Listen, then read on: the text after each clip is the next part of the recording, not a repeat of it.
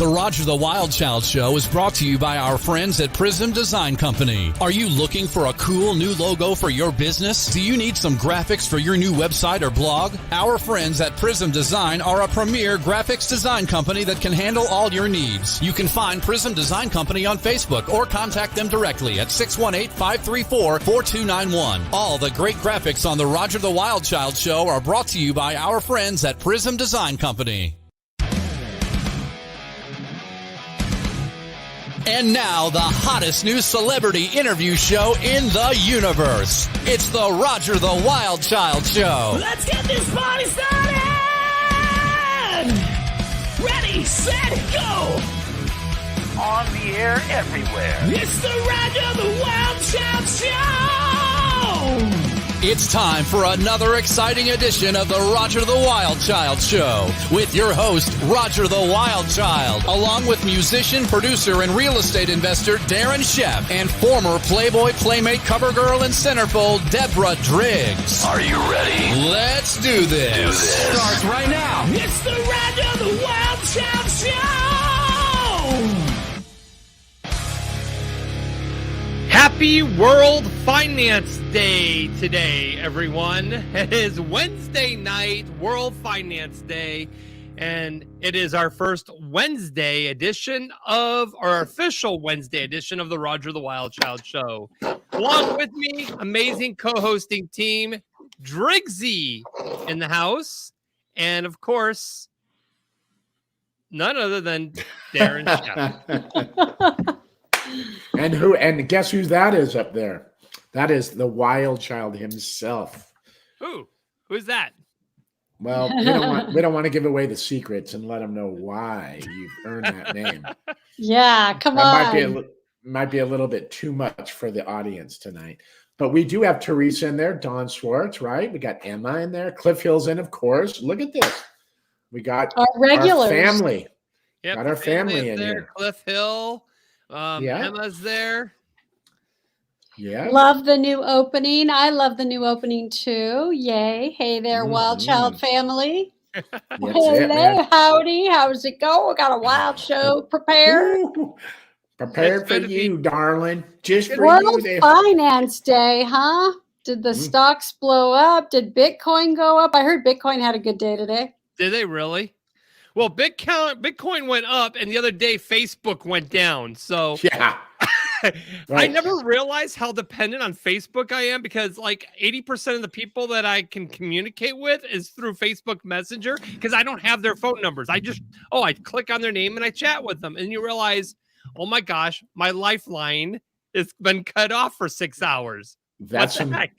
Roger sends me a message. He's like, "Did you delete your Facebook? What's going?" I go, "Roger, the whole thing is down."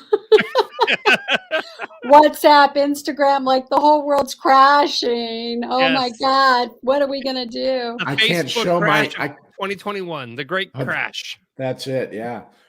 What am I gonna do? I can't show you my steak I had for lunch. Yeah. Oh, God, what a horrible thing that was. Yeah, the day that I have like the perfect lunch photo op, I can't. Share it with the world. Oh, I know. Absolutely not. I was out there knocking on my neighbor's door going, "Can you look at what I'm eating here?" And they were like, "What the hell's wrong with you?" Like Facebook. Oh my gosh. Yeah, it was crazy. Last time it crashed was like 2019, but it wasn't that long. But like this was like 6 hours. I mean, I about that.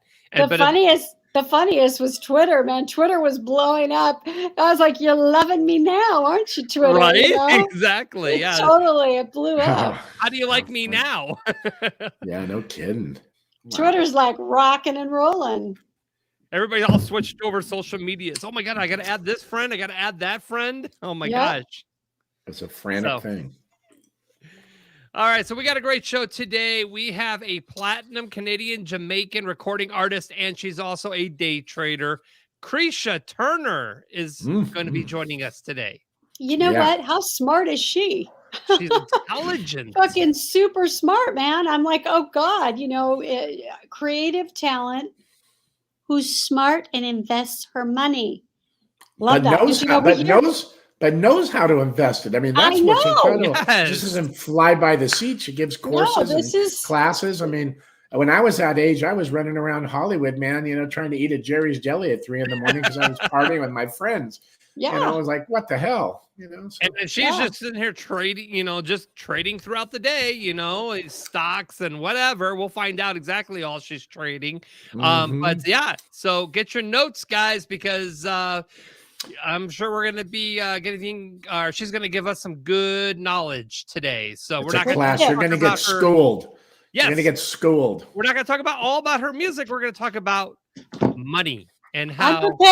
I'm prepared. Yeah. Well, you are prepared. I'm Also, prepared, as Frankie would say. Yeah. Speaking of being prepared. Yes. Frankie, the weatherman. Frankie, the weatherman. Who? Frankie. Who? Frankie. Ladies and gentlemen, Frankie McDonald. All righty. And here he is, everyone. There he is. And Frankie on the streets. I'm doing great so far. It's cool and clear sky in Sydney, Nova Scotia right now, but not windy. And it's going to bring lots of rain. Los Angeles on Friday. It's going to bring warmer than average temperatures all across eastern United States. It's going to bring lots of thunderstorms in southeastern United States. And monsoon season's coming to an end in India. It is. Okay, Frankie, Los Angeles had the absolute most scary thunderstorms on Monday. I mean, scary. It was so loud. That can trigger a lot of fires. And Santa Ana wind season's coming up. He knows about Santa Ana winds, Driggsy. Look at that. I love it. He knows it all. And I heard Bitcoin is going up lately. All right, so we got to invest in Bitcoin. Oh yeah, for sure. That's well over $60,000 in Canadian currency. What's that convert to in U.S. dollars? Exactly. Right now, it's $55,000 in American. Yeah, wow. 55,000. 55K for one always Bitcoin. Higher than the American and Bitcoin is continuing to go up. Yep. Yeah. What if it was in the EU? What would that be converted to? No, I'm just kidding. A lot in euros and pounds. Yeah. Yep. I can relate to the pounds and the euros. I love and euros. Australian currency and New Zealand currency. That's nice to know. Don't you guys? I love euros. Those things, those Middle Eastern sandwiches, those euros, those are great. Is that what you're talking about? Yeah. And did you hear? But that's a lot of money in Russian rubles and India rupees, and Japanese yen. Yes. It is a lot of money. Hi. I like my yen. So where are you at right now, Frankie? You're on the street somewhere. Up by the A&W in Sydney. Oh, you're back at the A&W. Okay. And here's Shoppers Drug Mart. Here's the Great Canadian Dollar Store. Here's Sobeys. Where's Timmy's? Timmy's is down on George Street. That's up by Center 200. Oh, okay. I was always wondering where Timmy's was. So, Frankie, we have a question for you because of last week's episode. We all wanted you to try and teach us how to do the tornado siren. We're going to I got 6.3 million views on TikTok. Okay, wow. Roger, your turn to try that sound. Your turn to try that.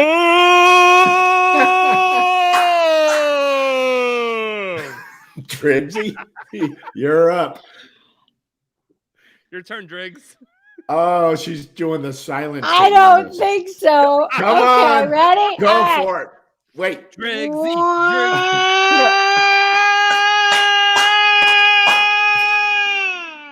That was good. That was long. Look at Frankie. He's grooving on that. My video's breaking records in TikTok so far. I wonder how many views I'll get. 2. I know. Darren, your turn. Whoa. No, come on now. Oh, come on. You got to do it with the mouth open like him. Whoa!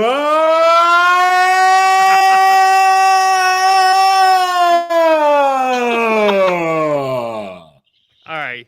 there, and you got us all beat. Yeah. All right, Joe. Everybody put in the chat Frankie's right good. now who had the best tornado siren sound. Put it Don't in you the like chat looking right at my now. coffee tongue too as I'm doing that? It's all dark from my coffee. My little kids. I have the best tornado siren sound. So, Frankie, what's the plan for you this coming up weekend? Canadian Thanksgiving weekend, I gotta go to the hockey game. It's Sunday at 3 o'clock p.m. Atlantic Standard Time. Monday, Thanksgiving Day, 2 o'clock p.m. Atlantic Standard Time. Then on next Wednesday, I gotta go to the hockey game at 7 o'clock p.m. Atlantic Standard Time. Cape Breton Eagles face against Moncton Wildcats on Sunday. Coming up, facing against the other team called and the Acadie Baffers Titan on Monday, October 11th. On October 13th, they're facing against Shawinigan Karatics. Do you wear the whole gimmick? Do you wear like all that hockey And stuff? When you go on there? this night, Vancouver Giants are playing against Prince George Cougars of the WHL. Then after that, they're facing against Kamloops Blazers. I'm a Vegas Golden Knights fan, so that's my team, Frankie. How many home runs do they need to win a game? I'm just kidding. Gotta have lots of home runs. They have to put the black round thing in the net. Yeah, that's it. The puck. The puck. The puck. Oh my God. Yeah, hey, don't you go there. Don't you either. Shut up. Okay, moving on. All right, Frankie. Moving on. Frankie, next Sunday we'll be seeing you. We'll do it again Sunday night. Yes, best of luck to you. I'm Frankie Don. You're listening to Roger the Wild. Frankie, the weatherman. Frankie, the weatherman. Who? Frankie. Who? Frankie.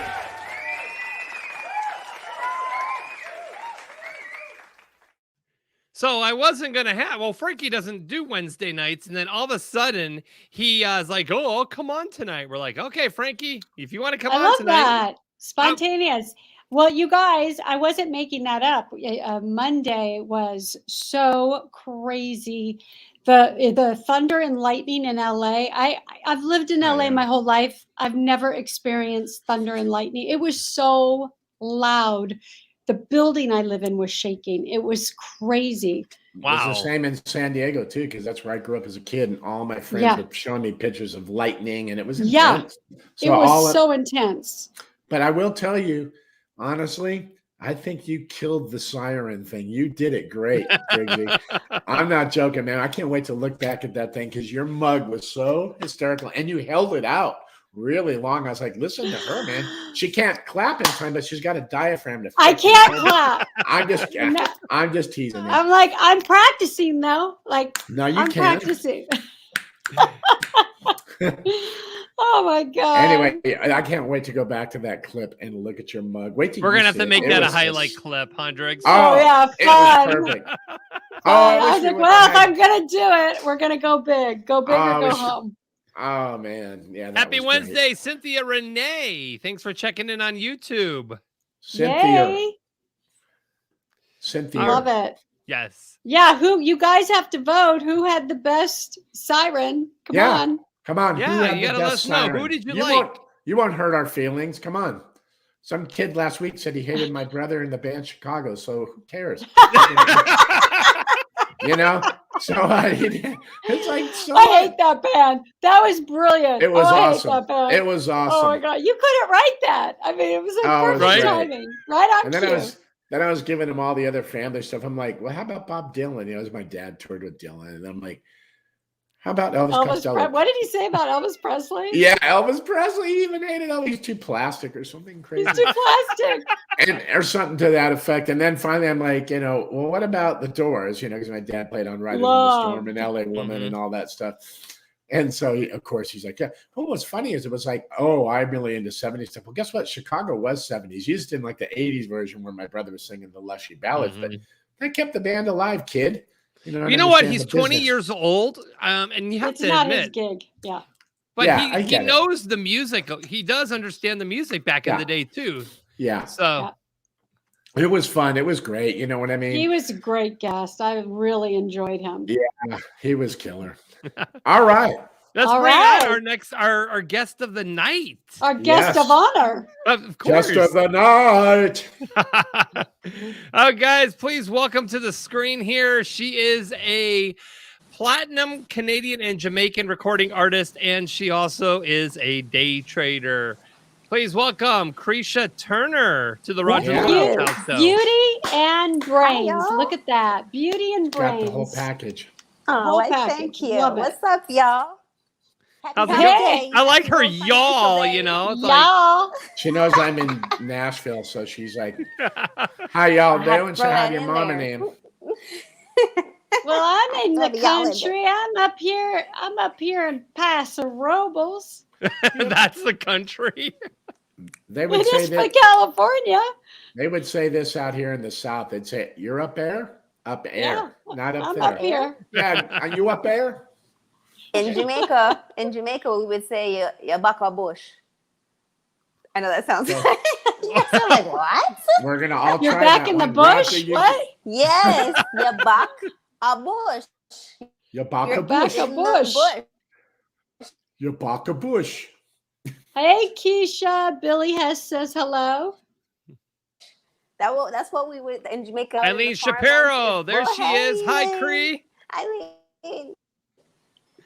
And for everybody, go ahead and share share this broadcast right now so that we can get more people in here to check out the show because we have an awesome guest here. Gotta love her frozen smile though. There What's she is. up? Yeah. Teaching y'all.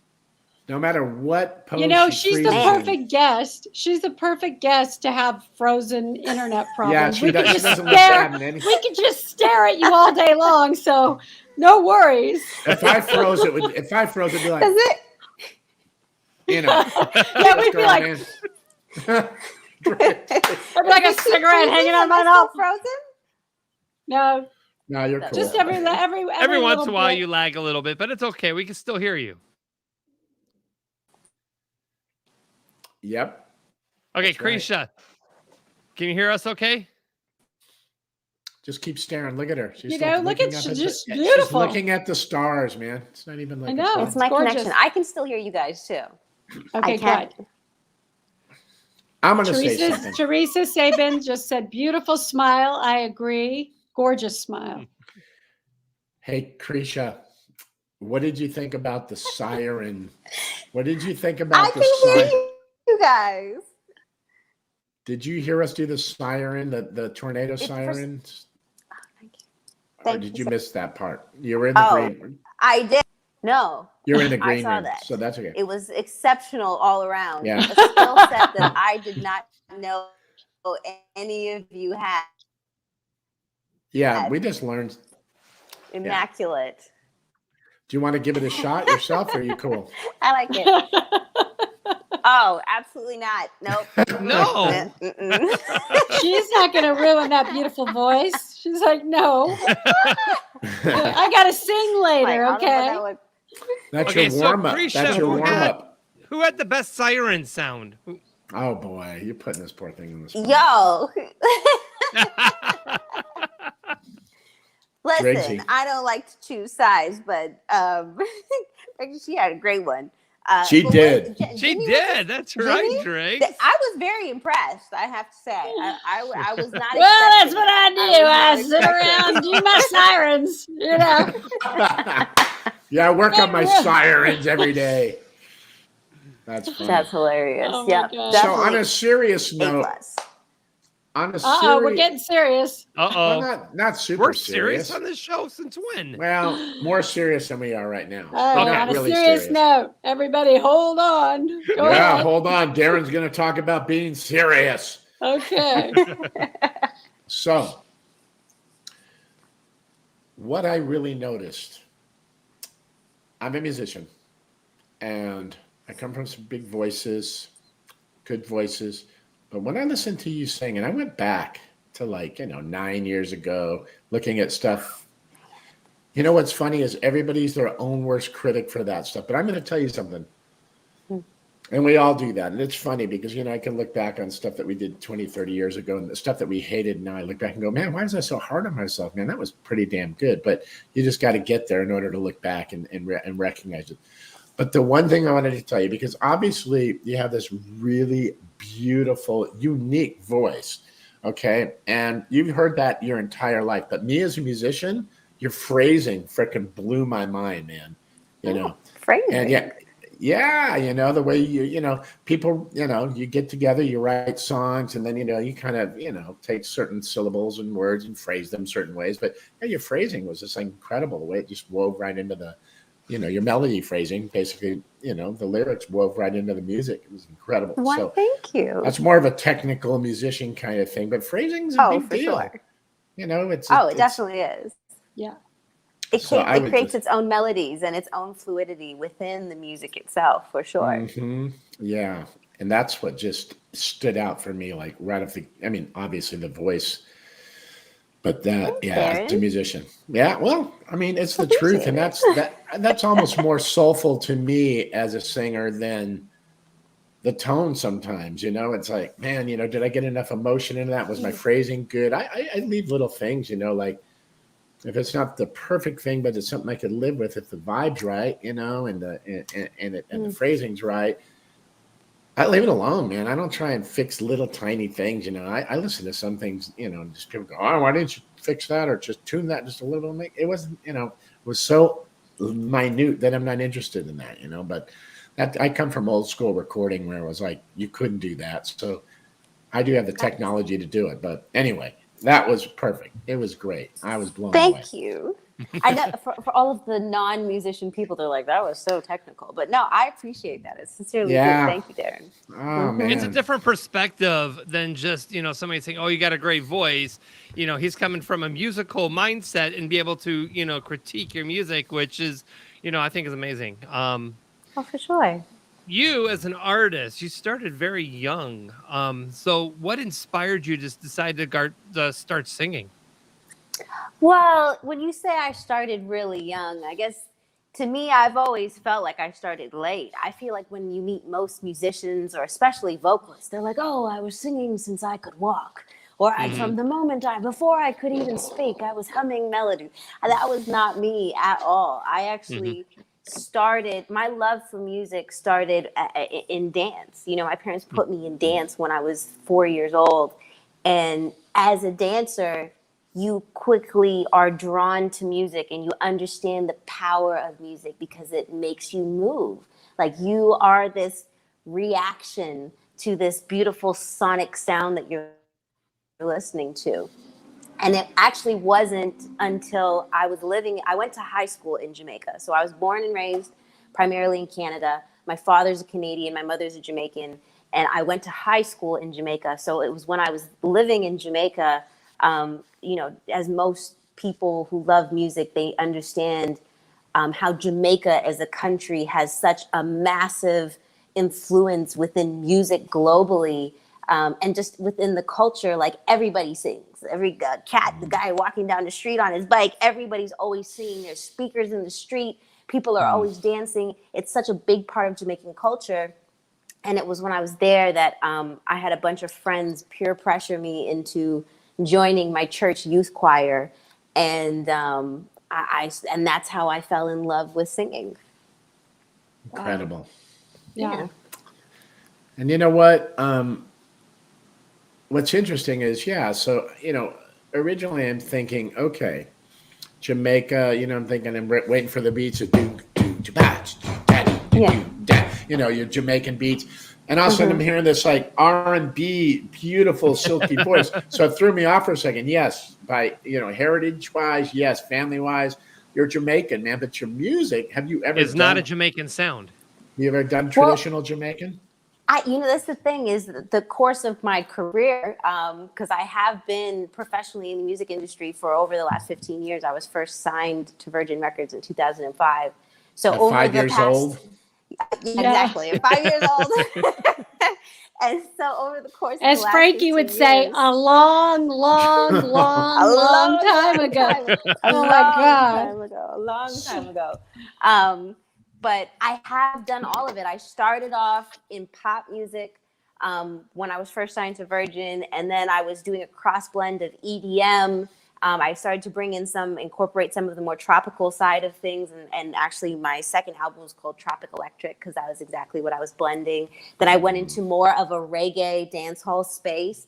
But I have music that stretches all of these, a bunch of different genres. And to add in like the most randomest twist of all is that I'm trained as a jazz vocalist. So I feel like my vocal... That's interesting. Yeah. That doesn't surprise me. We're just throwing it. But I feel like my vocal isms, the way that I enunciate, the way that I hold my notes, like I feel like I have a lot of jazz tendencies. And I also just have a love for jazz. And I always have, because my father was a big, avid blues and jazz listener growing up. And I remember as a dancer, I used to tap dance to Oscar Peterson instrumentals in my bedroom at 4 years old. So that's incredible. I have a love. Yeah, I have a love for so many different genres of music, and all those different exposures, I feel like, continue to have the opportunity throughout the life of all the different kinds of music that I make. It's there. There's something there somewhere everywhere. I was the lead singer of a Christian rock band when I was in high school. Like I've done everything. Oh, really? That's cool. Yeah. So, Wait, want to hear that? What was that band called? Risen is what we were called. Cool. R-I-Z, N. Okay, cool. I like it. I like it. Mm-hmm. Now, what's really cool, in 2008, you had a #1 hit in the U.S. dance charts, Don't Call Me Baby. Yes. So tell us a little bit about that song. So that particular record, it's probably my biggest record to date, which was many years ago. It was the most played song on Canadian radio in 2009. It was #1 for 8 weeks across the country, and the dance remix effortlessly went to #1 on the U.S. Billboard dance charts. And so from that one song, that's kind of what really got my foot through the door, and got to be on massive stages. I got to start traveling the world. And as far as Canada went, I had reached the heights of heights as far as Canada. I was a Canadian pop star at the point in time. And it just kind of solidified that, okay, I guess I'm a musician and I'm a professional recording artist now. So where did you grow up amazing. in Canada? I mean, where did you grow up? I grew up in a town called Edmonton, Alberta. Most people don't know it.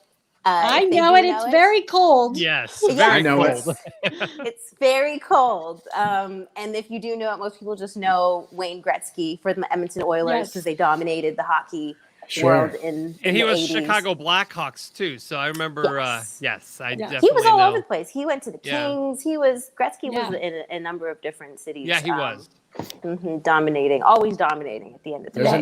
There's another guy from there, and he was a big 80s pop guy. His name's Tim Feehan, and you can go look him up, but he was gigantic. And then David Foster pulled him down here, and he sang a lot of background vocals for Foster through the 80s. And Tim had his own record deals up there too, but he's from up there too. Oh, interesting. I didn't know. Yeah, I mean, Edmonton. these are 80s guys, Got you. So, That's very cool. You know what I find interesting about you, though, is that even though you're a musician, you're also a day trader. So what transitioned you into finance?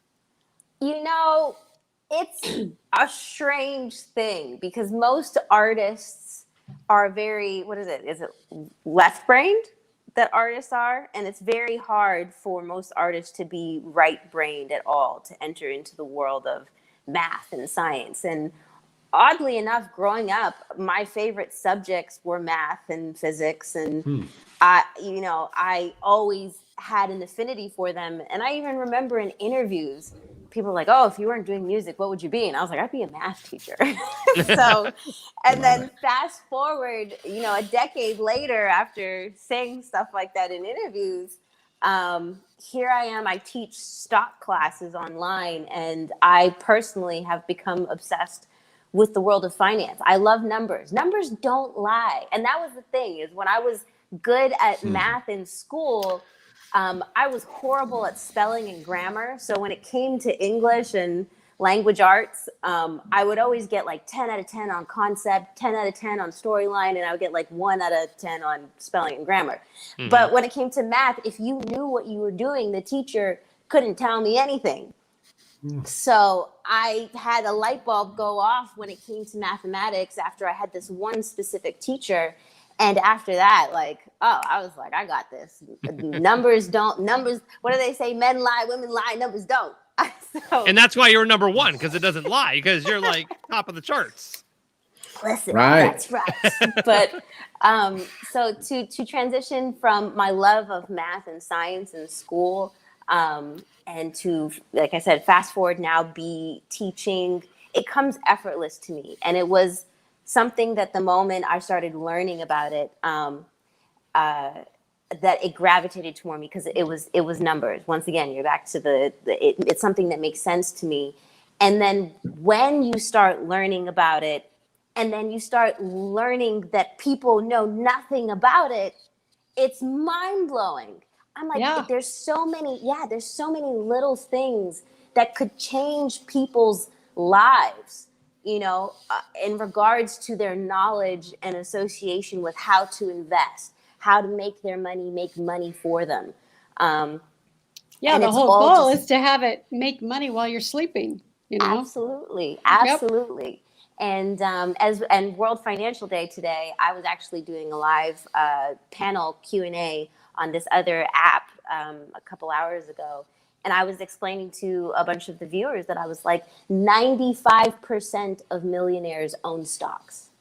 95% of them. So if you want to be a millionaire, odds are you need to be holding some sort of equity in the stock market or crypto market or something like this, because it's only in those places that you have the ability to, like you said, sleep and have your money increase.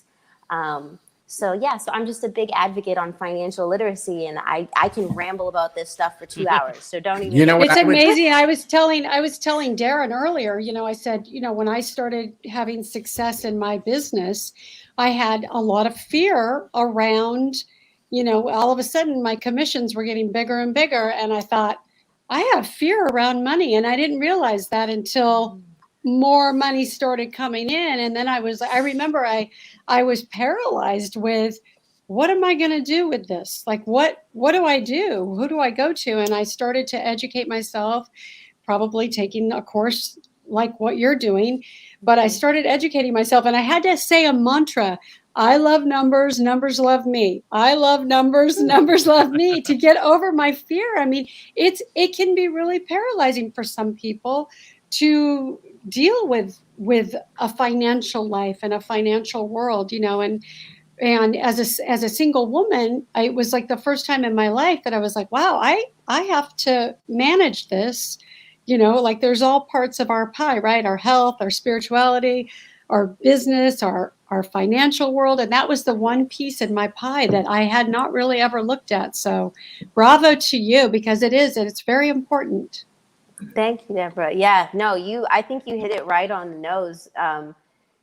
So many of us don't realize how fearful we are of success, and it even crossbreeds into financial stability or knowing how to handle our money.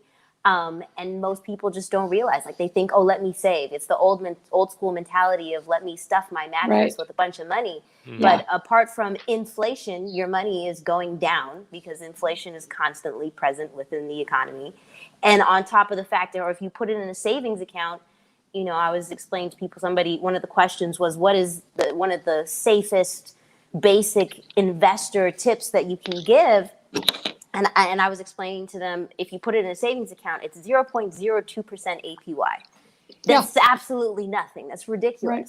One of the most simplest information of anybody in the stock world, we know that if you put it at minimum into an S&P 500 index fund, which has done nothing less than 10 to 13% APY for the last 80 years, you will automatically, that's 10% is better than 0.02%. And like you said, the moment it compounds, and that is one of the lowest risk investment beginner route kind of things that you can start at. And I Most told my people don't know that.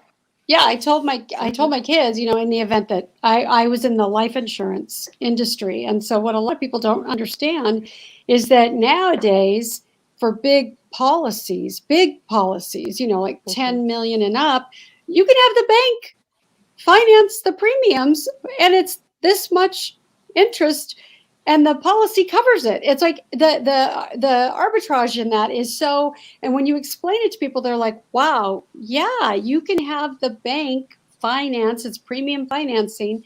And it's so like, that's when I started really noticing like, okay, I'm starting to get this a little bit. But yeah, I told my kids, I said, you know, the goal is to really have your money in those where it's growing, right? Compounding and live off the interest. Live off the interest, you know, God forbid anything were to happen to me, knock on wood, you know, my kids are taken care of. And I said, your goal is to take the money that I leave behind and put it in an interest bearing account and live off the interest. Absolutely. Leave it in there, you know, create more wealth. That's what I told my kids. I go, when I leave you this $100, don't you squander it. You little punks. Yes. Don't be going to McDonald's.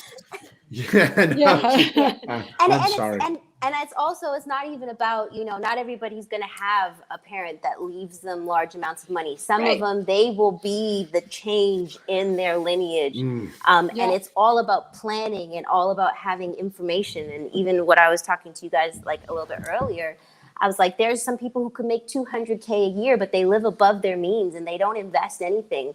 Well, you could find a small plumber who makes, you know, 40 to 60K a year, and he's just diligently putting $100 aside a month or $40 a week aside a month, putting it into an index fund, 10% APY, compounding, and by the time he retires, he will have over $1 million in his bank account.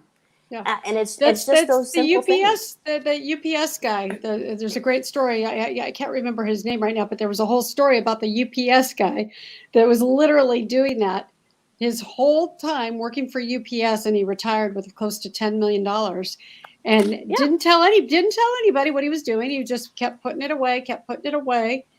Worked this very, a job that you're not making.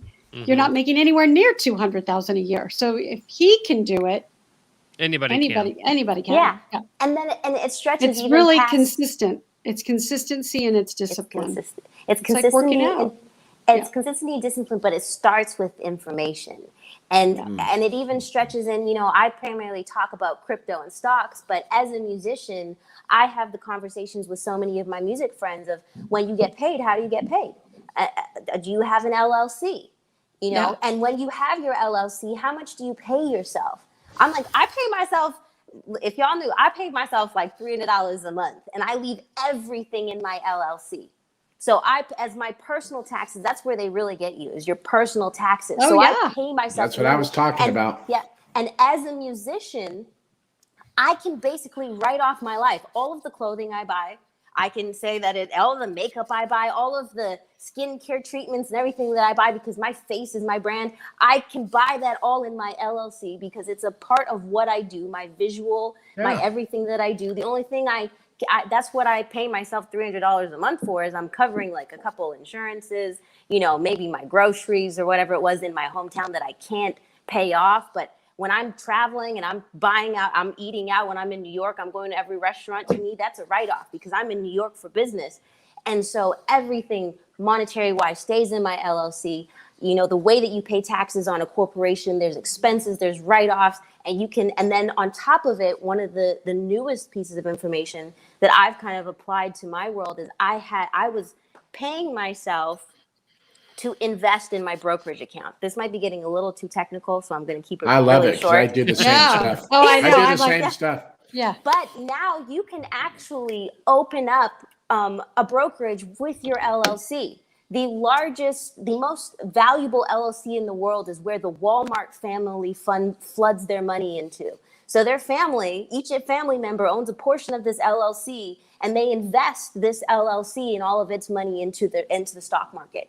So I now, from learning a bunch of these things, I was like, oh, so I started investigating and found out that I could open a brokerage with my LLC. So now I don't even have to pay taxes on it in my personal. I keep it all in my LLC. It's passive. And invest it via my LLC. And my LLC value can go up. And on top of that, instead of the government taking it away from me when I die, I can then add in my children to my LLC, which is what Walmart did.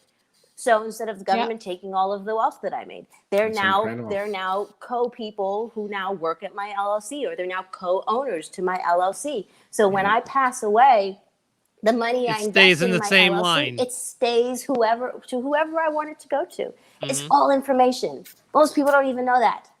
Just remember, still have control of your own money. I use the same thing, but I just want you to just know I play, with the same rules that are all up and above. Most people don't understand that this is all legit, man. And my accountant got me hip to all this stuff too. She was like, man, if you ever got audited, they'd look at you and just go, oh, he already knows how to do this. Let's leave him alone. Let's go out to this poor fool over here. I mean, it's sad, but it's the truth, And so, well, we probably shouldn't be talking about this, too much of this. Information is power, guys. That's right. Hey, you know what? On another note, she's frozen, but she looks good with her eyelids. Yes. So, but as soon as she comes back, I gotta try something here because she's a jazz singer. With her eyelids. Yes. So, she's a jazz singer. Come on, Kreesha. I gotta try something. Come on back. Come on back, Krisha. Kreesha, she might have to log back in. Here she is. There we go. We'll give her a second here. Yeah. I gotta do something with her here. Am I here? Can you guys see me? We can hear you, but we cannot see you. We can hear, but we cannot see. Oh my God. If you need to log back out and log back in. Okay, I'll do that quickly. I'll come back. Okay. All right. Yeah, it's super interesting. She's right. Information is power. It really is. And nowadays there are so many things you can look at online. You can educate yourself. YouTube University. I mean, it is. All you got to do is type in, and boom, there's a video about it. Yep. What she's saying is right. When you pay self-employment tax, you're just getting nailed as hard as you can, and that's basically what she was saying. So your LLC, gets taxed at a different rate than obviously, you as a sole proprietor, and that's through the roof, but. A lot of people, what they don't understand is it's like they think that you have to be like millionaires and billionaires to play these along with these tax rules. Well, it's more important if you're not the millionaire, billionaire to be able to use those tax. Those are what the rich guys set up. This is not something that somebody that doesn't have any money set up. These are the rich dudes, man, that created these, and it's all good, man. They created it. And so once you learn it, like she was talking about, it's really good information because it's all above board. It's nothing, off color. It's all above board. And what's great is once you get that education, you go, oh, okay. Yeah. It's really invigorating. Just like listening to her talk about those stocks and everything. It's like, wow. I mean, I'm a real estate investor, but I'm intrigued by that information, it's not where I've spent my time. But even real estate, if you look into it a little bit more, everybody's talking. Yeah. That multifamily apartment investing can save, like you never have to pay taxes if you do that game right. Mm-hmm.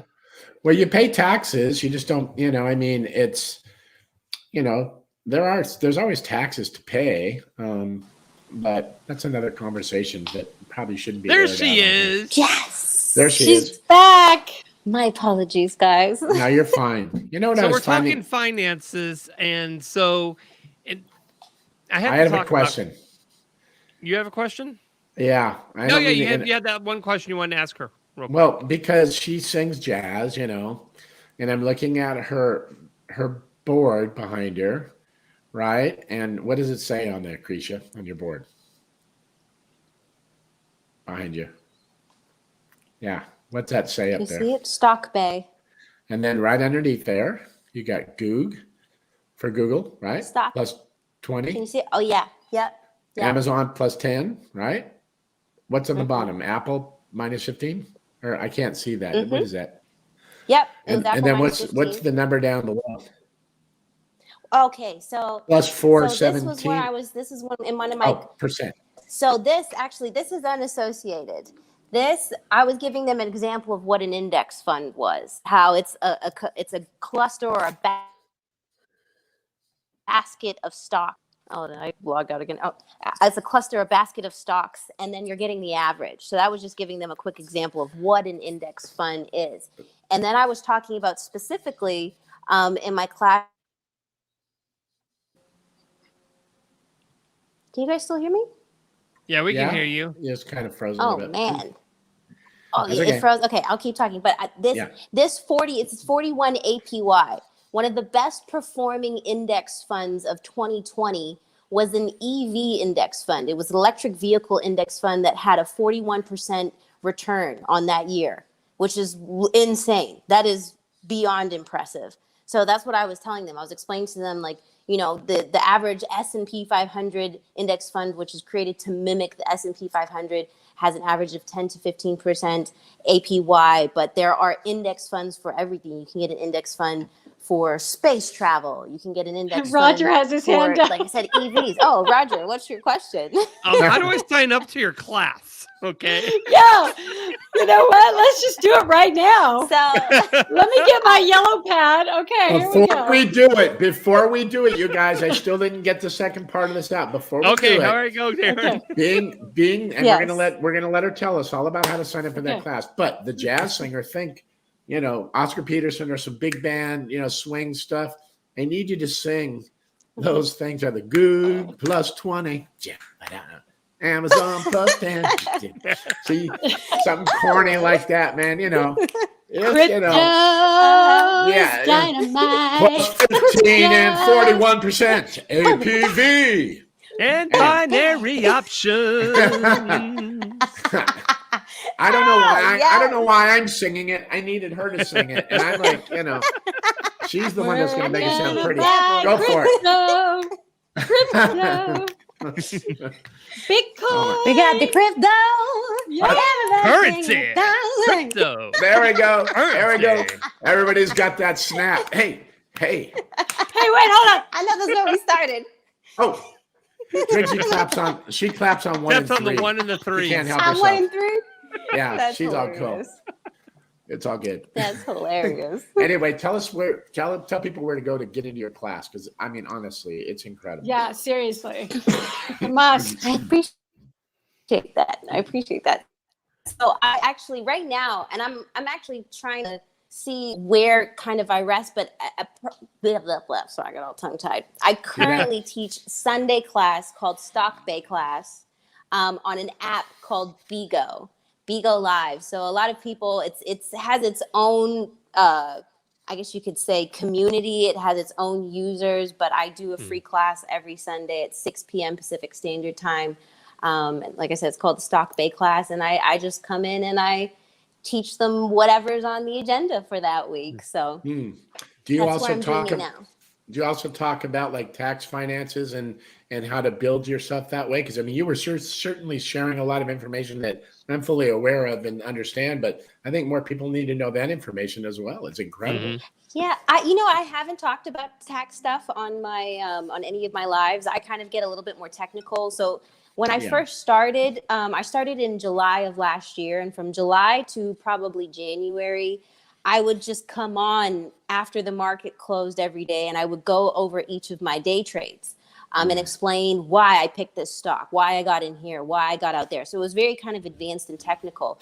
But since this app, Bigo, started bringing me on for my Sunday class, I started from the basics. So I started just getting into, what is a broker? Why do I need it? Explaining to them, how, just in relation, I use the example of retailers buying from a wholesaler that buys from the manufacturer in China. So a broker's buying those stocks from the stock market, because you can't just show up to New York in Wall Street and be like, yo, let me buy 5 shares. Like, that's not how it works. So I'm starting from the very beginning and explaining to them all the different reasons why. What are some of the Finance basic for dummies. strategies? Yeah, I'm starting at super basics. And actually next Sunday I'm starting to talk about, or this Sunday coming, I'm starting to talk about some basic indicators, like what is a resistance line? What is a support line? And that's kind of where we are right now, but it's still very basic stuff. And I don't get into telling you should buy this stock or you should buy this stock or you should buy that stock. Cause I'm not, for legal reasons, I'm not a financial advisor. I always have to explain, I'm here for educational purposes. For example, last week we talked about the 11 sectors in the stock market and what kind of stocks fall under it. And then I also talked about the 3 different categories of value stocks versus growth stocks versus income stocks. For example, an income stock is where you receive dividends. What is a dividend? So I'm going into like terminology and technical stuff. And just trying to open their minds to these things and not recommend specific stocks. And then, like, for example, August was crypto month. So I explained to people the basics of blockchain technology. What is the technology behind an NFT? Most people don't understand these basic things. And in the same way that I encourage my students that you need to believe in what you're investing in and know what you're investing in, so that you can hold accordingly. If you really believe in this company, it's going to be around here 10 years from now, even if it does dip, don't sell it. Buy more at the dip or buy more on the crash because it's long-term longevity. And definitely buy more in the dip. Yes. Some of the wealthiest people, Airbnb, Uber, all these companies started in 2008 during the crash. And that's when a lot of those major companies started in the dip. So it's super important information. I love it. I love it. I love it. Excuse me, my I did Forex. I learned Forex trading. And so I was doing that for a little bit. And that was interesting. So, I mean, I'm learning the bull and the bearish and, the resistance line and learning how to, backtrack your the history of the trades and stuff like that, and they're all the same pattern. So it's really interesting to see how these numbers work and how these lines work. And you're making predictions based off of past trends, which is kind of very interesting. How that all I always give my students the example that humans are creatures of habit. And just like stocks, each stock is like a person. It has its own behavior. So the moment you study its behavior, you will learn its tendencies and you can make a strategy or a play according to your understanding of its behavior, because all in all, the stock market is human behavior. It's all human psychology. Because if you understand the basics of economics, it's buy and sell. If this is in demand or this is not in demand, these are all individuals or companies or people going in, I want this. How do I feel about this? Why am I buying this? And if you're somebody, I've always been fascinated with human psychology. So for it to play in and all of a sudden be associated with numbers and you find different ways of making it make sense in your brain, like I think it's so interesting. I think it's so fascinating. A lot of components. That's incredible, really. Yeah. Yeah, for sure. Definitely. For sure. But you know what, with anything, whether it's learning that, whether it's learning real estate investing, whether it's learning music, it seems like a lot of information. So, and the more you're familiarized with it, obviously, the more you go, okay. But to hear a lot of information all at one time, man, it can just be so overwhelming for people. But I think that's overwhelming. So it's overwhelming to the point where you're like, I don't even want to. And listen, I've gone to like my kids, like fundraisers and stuff at their schools, and these guys that are big stock investors are sitting in there, and I go in there and they're like, man, I'll tell you that real estate market scares the crap out of me. And I'm like, well, that's because you don't know it. And I go, and what you do scares the crap out of me because I don't know it. I go, that's the only reason. If you knew what I knew, I go, you'd be jumping all over it, And I said, and vice versa. It's just education. I go, I just happen to land there, and I diversify. I have some things, but I spend most of my time there. But it's really all about knowledge, right? Yeah, Darren, you're absolutely right, because even when it comes to, like you said, music, or I often have people ask me, I want to get into the music industry. What is your words of advice for this? And for me, good luck. I associate it with numbers. Well, I know the times have changed a little bit, but I've always associated it with numbers. Once again, I'm a numbers person, and I always used to tell them, you have to perfect your craft. You have to put in there 10,000 hours.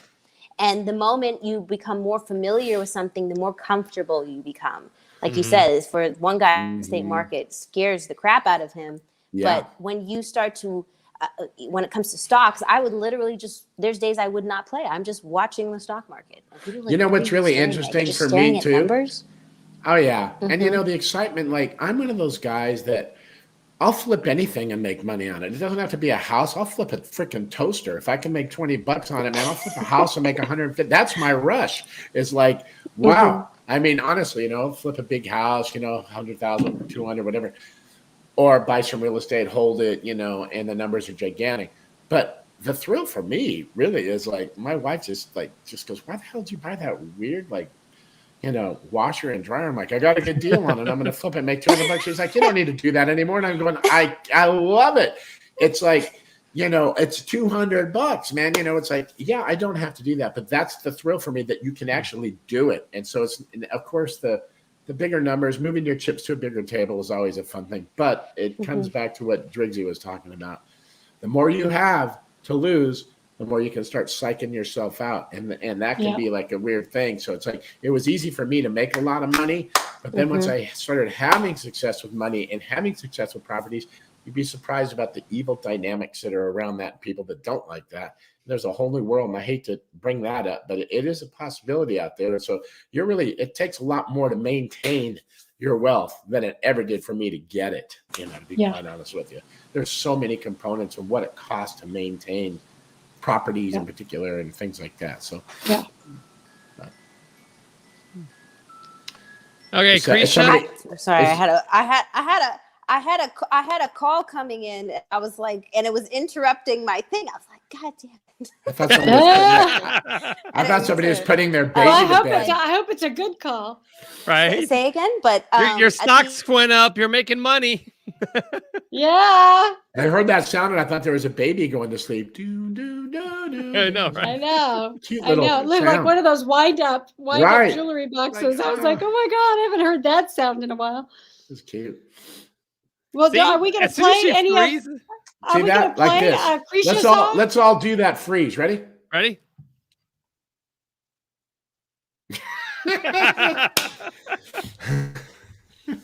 What do an we get to incredible play? guest. Do we get to play a Krisha song, or I don't have it. No, I don't have one. Okay. Man. All right. Well, so great Krisha, show. Awesome. Great. I got a whole lesson in finances. I love it. Right? Me too. I mean, the show took a totally different direction, but hey, you know what? That's what live show is all about, you know? And go check out our music, man. It's all over the place, you know? I mean, honestly, just go YouTuber. Oh, it's beautiful. And you will hear great song after great song. She laughed and I said, I heard stuff from 9 years ago. Trust me, this was not child's play stuff. There she is. Yeah. There she is. My bad, y'all. Having all the technical difficulties. That's all right. We all froze just like you. You know, you might be really smart with your money, but you're not really good with your technology. Listen, I'm gonna get that mesh Wi-Fi thing that Darren and I'll be good to go. Oh you're like God. You're like the shoe repairman, fixing the holes in everybody else's shoes except your own. So.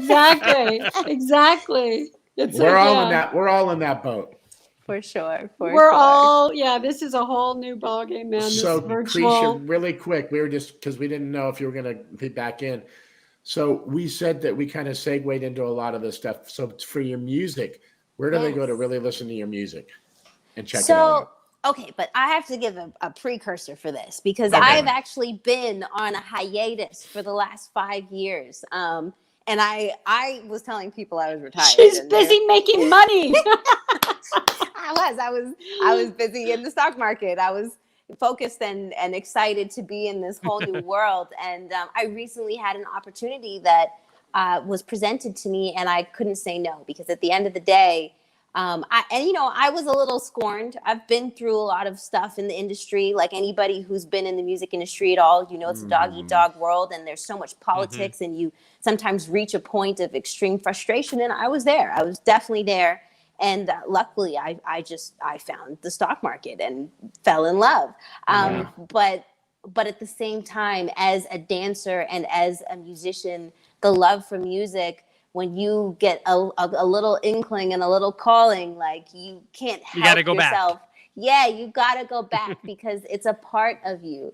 So we're gonna have the return of Krisha Turner then. It's the return. Yes, that's what it is. So I, for the first time, have been back in the studio recording music, and we are prepping to release a first kind of soft release because it's just wanting to let people know that I'm having new music coming out, but we're planning to drop it this month, October, hopefully by the end of the month, and they will be able to find it on all platforms, whether it's Spotify, whether it's YouTube, Nice. iTunes, and all of my old music is on all of those platforms as well. Is this going to be more Canadian based or US based music?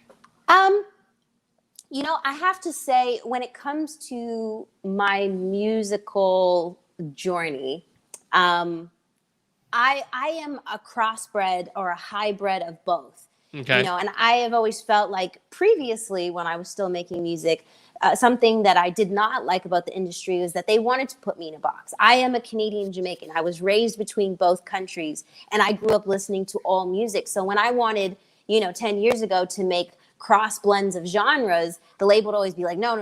If you get nominated for a Grammy, like, what genre is that? Like, what are you going to be nominated for? All of them, dude. All of them. I meant all the genres. Yeah, but they didn't want to hear that back then. And then, maybe 2014, the DJ took over and he just started mixing everything. And now I feel like, and then also on top of the fact that internet music is the new landscape and all these young kids are making stuff from their basement, it has just opened the door for the cross blending and genre mixing. Well, these artists are like getting like trillion downloads on Spotify and they're not even signed by anybody. Absolutely. And they're not even making any money. That's what's crazy. Well, that part. all these platforms like YouTube, man. I get like I mention this all the time with musicians. It's like I get 10,000 downloads on this song, and I get a BMI check for like 30 cents. I'm thinking, where does that come from? Literally, I don't even cash those checks, man. I got a stack pile of them. It's like, how do you come up with that, man? Put them back in the market. Come on. That's true. Come on, every penny counts. What are you doing? Right. That's true. That's so great. It's like that little old lady at the casino that's, I only got 25 cents left, and she drops it in. Next thing you know, she walks away. She's like got $80,000. Yeah, that could be you, Darren. Stop playing with your money. Yeah, that's right. Stop playing with your penny checks. I'm gonna do it.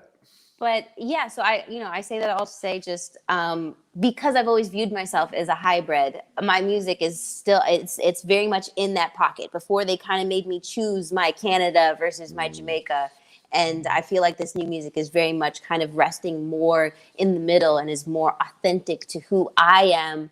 And the way that I view myself in the musical landscape and the way I hear music in my head and the way that I love music. So it's a mixture. I would like to say that it's more world music if I could categorize it as anything, for sure. Nice. Yeah. So what's your number one hit going to be? Crypto on the Rise?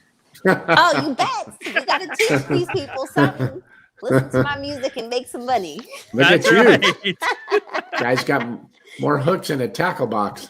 There you go.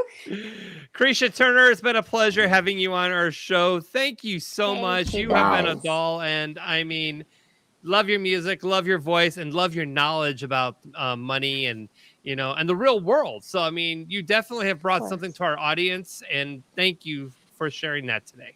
No, thank really. you for having me. Yeah, thank you. Thank you so much. Yeah.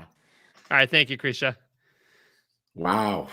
Wowza, beautiful. Just when you think you can't top something, man. You know what I mean? I know. It's like, wow. Here's this. We're incredible. talking music, and all of a sudden, we talk about her doing day trading, and next thing you know, we have a lecture in how to invest your money in stocks and all this other stuff. Beautiful. And it's just like, oh yeah. Well, it's so common when you see people like Elton John and these and all, that go bankrupt, after a certain amount of time. And you're thinking, how is that possible? They've made so much money, but when you don't have, as Darren was saying early, when you don't have the right team to help manage all of this success, it can really go bad. And it's really watching out for all that investment, all that stuff. And I'm doing that because I'm doing that, and I'm not doing this. I'm doing that because Yeah. sometimes, and sadly, those teams are not a good team. They pretend like they are, and they're the ones who can hang you out to dry. I know. It's like this. Every accountant I've ever had is like, why didn't this last guy do this? And then the next guy comes and goes, who are these idiots? Why did they do this for you? It's like an electrician. Who put that light in? The next guy, who did that? It's the same crazy stuff. I finally thank God. By the way, I've had this experience because lots of 80% of my clients are in the entertainment business. Right. And so when I go to the business managers and the business managers are getting kickbacks from other people doing what I do, and they're not doing it in the best interest of their clients, like I know that's going on. And I think, wow, if these people only knew, they're relying on these business managers and these people, and they're not getting the right information. And I'm thinking, why are you using that person who doesn't do what we do? And then it just hits me. It's because they've got side deals with people, and it's not in the best interest. Yeah, but usually, but the people don't know. You just land yourself into a situation that's a success with money, and somebody goes, "Oh, this is the person," and you kind of don't know, so you kind of have to just kind of like trust. They're going, "Well, all these big people are with this guy, so maybe I need to be there." But I'm just telling you. I mean, I watch it all the time, and a lot of our clients get put in the wrong stuff, and we've had to redo. Big messes where that other electrician that comes in and goes, why would you set this up like this? Right. Who was the idiot that did this? And then the next guy comes in and goes, who's the idiot that did that? I mean, it's like a domino effect. It's Each guy's like, who's the dummy who did this? You talking about the last guy? But people get so busy in their own creative world or their own business that they just trust all these other people. And it's really smart. I love that conversation because there is for a lot of people so much fear based around it. Yeah, that's scary, man. I mean, making a lot, losing it, or making a lot and coming close to losing it. I've been there. I've been there too. And so I'll tell you, it's that's why I'm saying it's harder to keep it than it is to get it sometimes. Honestly. Yeah. So that's something that's a whole other conversation. And if you've never been there, you don't know what you're talking about. They're going, hey, if I had it, I'd keep it. It's like, it's not like you plan on having horrible, crazy things happen, but they just do. And, they just do. Yeah. So, but that's another deal. And learn and then move on. And, I know. I just wish I would have learned this stuff at 25 and 30. I know. I say the same thing all the time. Shoot. That's why I try to help, with my kids. I'm always like, don't make the mistakes that I made, try to figure it out now. And don't, like she said, just keep putting money towards something that, later on down the road, you don't see, it's like those trees in Japan, that they plant and you don't see any results for 30, 40 years. I love those. Then you're dead and you go, oh, wow, aren't these beautiful trees? But anyway, you miss them. I do finance during the daytime. So I help people get out of credit card debt. And so if I knew back then what I know now I'm teaching my kids how to build their credit and, when they're 18 years old, because if I knew what I knew now back then, I would be in such a much better position today. And it's just crazy. And especially that, and I was going to touch base with this with Krisha on there earlier, but people are in financial hardship right now because of COVID. People relied on their credit cards. And next thing you know, right now they're sitting in $80,000, $90,000 in debt with credit cards, but that was their survival for 2020. And now they're like, shit, how do I get out of this debt? And they're buried. And so what we do is we help people get a restart, start all over. And I talked to them about that settlement and stuff like that. And people realize, oh no, I don't want this to hurt my credit. I'm like, dude, you're 90% maxed out on all your accounts. Yes. Right.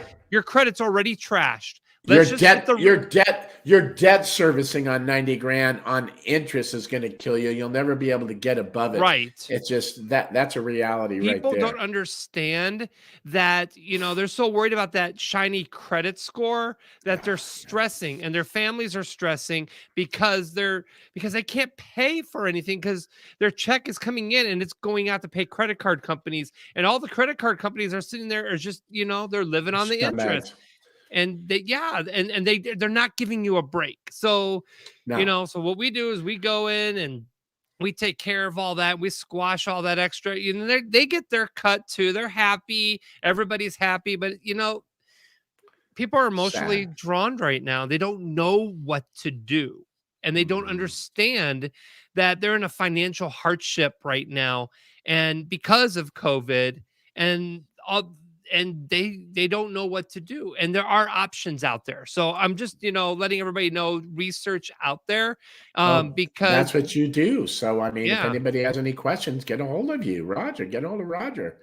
That's what you do. You help people, right? With that, I do. I help families, move on with their lives and put all this debt behind it. And it's okay. Sometimes you have to hit the reset, and sometimes bankruptcy is bankruptcy is an option. And you know what? You can get out of bankruptcy, at some point. It doesn't last forever, and it's not a hardship forever. So and there's different kinds of bankruptcy too, and people don't understand this. You got your 7, your 11, 13. And your 13. So it's a couple of 13, 11s are like reorganizations where you're actually, I don't even know why they call it a bankruptcy, because you're not liquidating. You're just forcing people to come to the table to start negotiating better terms for you, which is basically what like companies like yours do. So instead of filing for a Chapter 11, you just go to somebody and go, "Hey, man, I need to consolidate this debt." Right. We give people options not to go through bankruptcy and hurt yourself for 7 years. So we have ways to be able to basically start all over and start fresh and just put it behind you and just live your life and not worry about. What's weird though, Roger, and I'm sorry to cut you off. I get so pissed off about this stuff. What's so weird is you can call the credit card company and try and negotiate data with them, and they're like, "Fuck you." But then you hire somebody to do it, and they go, "Okay." It's weird. It's like, they're not okay. So there's two sides of the business. Okay. So you've got the customer side. So the front end is going to make you be like, "Oh, no, you can't go this route." And they're going to give you the fuck you. Okay. But then the back end is another business. No, seriously, that's how it works. I know. So, you just gave me the double fuck you size. I just pulled the Leland Sklar. It wasn't like, it was like all these fucking fingers and shit, man, trying to do it from this side and that. Anyway. Don't think that when you call customer service and ask customer service if you can negotiate yourself, they're going to be the worst because they don't want you to negotiate. But the way that it works is that you got to put the creditors in negotiation mode. And meaning you got to miss your payments and stuff like that, to the point where they're going to be like, "Okay, we'll settle." But, you have to go through missed payments. It's horrible. It sucks. It's a shitty way to do it. But you know what? It wakes up the creditors, and they're willing to talk to you more. So if you just pick up the phone and say, "Hey, I lost my job this month and I can't pay the bills," they're going to say tough shit. All right. I remember years ago, I called a company. I used to put like literally, man, like 60 grand a month. I used it for my old business on this card. I'd pay it all off in full. And then I remember one day the interest rate went up on my card out of nowhere. It went up to like 20-something% from like 6%. And I paid it off anyway, but it was just at that period, like 2009, 2010, when some things were getting a little squirrely. So it was the very first time that I wasn't going to pay it all up, but I was going to like do it in 2 different payments. And I remember calling them up. And I said, "Hey, look," I go, "you can see my payment record here, man. I paid it off every month." I go, "I'm just curious, why did my interest rate go up to 22%?